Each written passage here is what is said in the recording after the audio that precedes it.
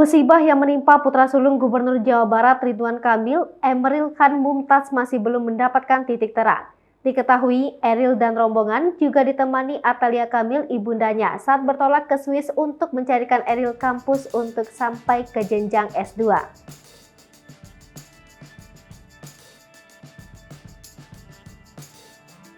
Di sela kegiatan itu, mereka sempat menyambangi tempat wisata, termasuk untuk berenang di Sungai Ari di Bern, Swiss. Awal mula kejadian tak ada yang menyangka jika musibah itu terjadi.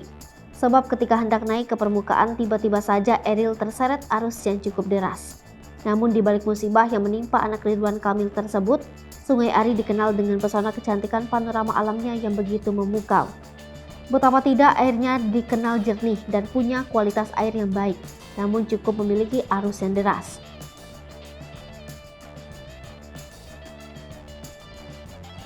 Karenanya tak hanya sering sebagai lokasi untuk berenang, namun ada pula sebagian orang yang memilih untuk berselancar menggunakan papan selancar.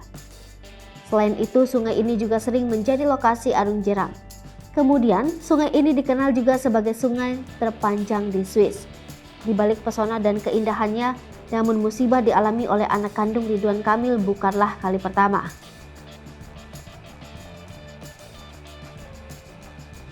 Maret lalu, World Radio melaporkan seorang pria tua berusia 93 tahun tewas terseret air sungai Ari di Winsnau, Kanton Solothurn setelah kursi rodanya terjatuh ke dalam sungai.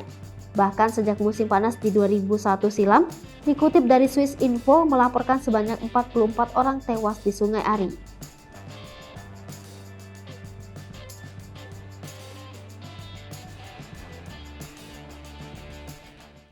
Hai pemirsa Sri Popo TV, jangan lupa komen, like, dan subscribe, serta tonton terus berita-berita terupdate lainnya ya.